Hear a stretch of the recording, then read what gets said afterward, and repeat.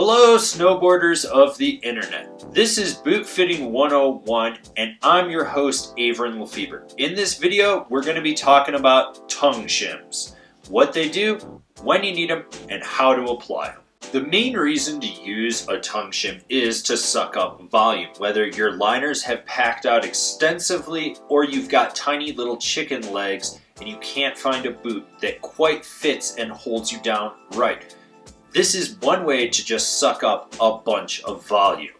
As you can see here with this old crusty ass liner, I have a tongue shim on there covered with duct tape. The way this tongue shim works is that there's an under layer so that when you overlap the liner, it locks in on the side and then it fills up the space in between, so when the shell is pressing on there, it's sucking up even more volume. There's nothing wrong with doubling up the tongue shims if you need to do that. You just want to make sure that you get it cut to the natural contours of the liner. Now, if you look at this tongue shim that I cut out here, you'll notice that it's got a little bit of an indent on the one side. I did this so that it'll match up to the liner's actual cut in the tongue, and while the outside would be straight. You can contour these however you want though.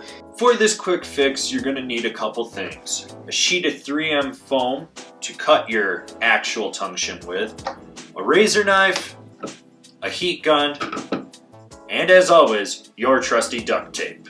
Now comes the fun part of putting the tongue shim on the actual liner. What you want to do is find the natural flex point in the liner. As you can see here in the video, when I push it forward, there's a little bit of a crease point right there. That's where you're going to want to line up the bottom of your tongue shim. So to put the tongue shim on, you want to peel the adhesive backing off of, hit it with the heat gun so the adhesive gets nice and tacky, and put it on the tongue. You're going to line it up from the bottom to the top, right from that flex point, and push into it and really get it to stick. And once it's on there, you're going to hit it with the heat gun yet again so it's just a little more malleable, and then push it in there and really line it up and get it in there and get it nice and tight so it's sticking. So once you do all that, you're going to want to shove that liner back into the shell of your boot and tighten it all up and see how it fits. And then you're going to flex into it and see if there's any hit points or anything that just feels like it's catching and locking up.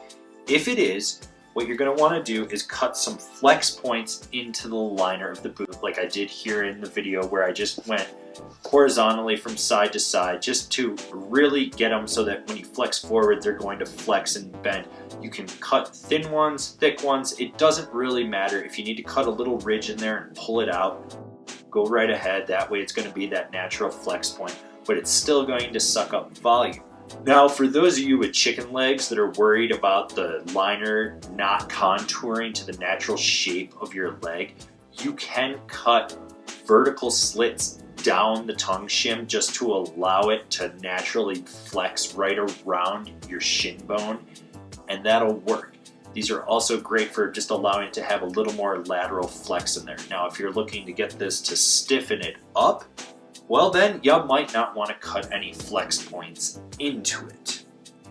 One of the big things you want to look for when you do try on the boot after putting the tongue shim in is hot spots. You want to make sure that this isn't creating any pressure down the side right here, right where the seam of the liner is on the tongue, because if it is, you're just going to have to trim it back a little. As you can see here with this tongue shim, I under-exaggerated its size just so that you could see that there is room to go with, but it's always better to make them a little bit wider than the tongue than narrower. That way you're not having to cut weird sizes and shimmy them in there and just trying to see if they're going to fit or not.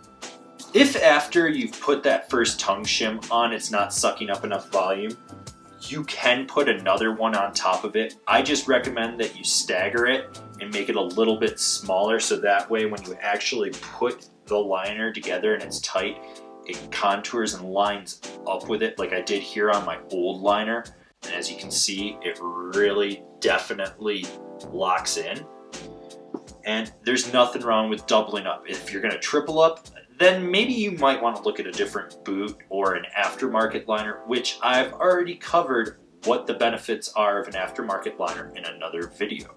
For some of you, this fix might not work, and for those of you, I would recommend the Tonar tongue shims. You can buy them off that website, And that's really a boot fitting tool one type of thing. If you would like me to do that in the future, leave a comment down below, because when we bring out the boot fitting tool one series, I will gladly get into how you guys do this to your boot to customize it. I'm going to give you guys a little bit of a bonus tip if you're one of those people with a tiny calf muscle or really narrow legs. I know you're looking at this to suck up more volume, and while that will on the front, you might have to do a little bit of work on the back like I did here. So what you want to do is cut a little bit of foam that'll just go right across the back here.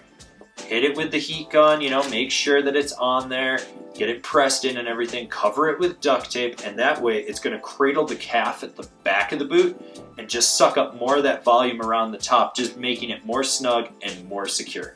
That's another quick fix you can do, and it's a little bit of a bonus, and I just didn't feel like making a whole video about that because these two go hand in hand.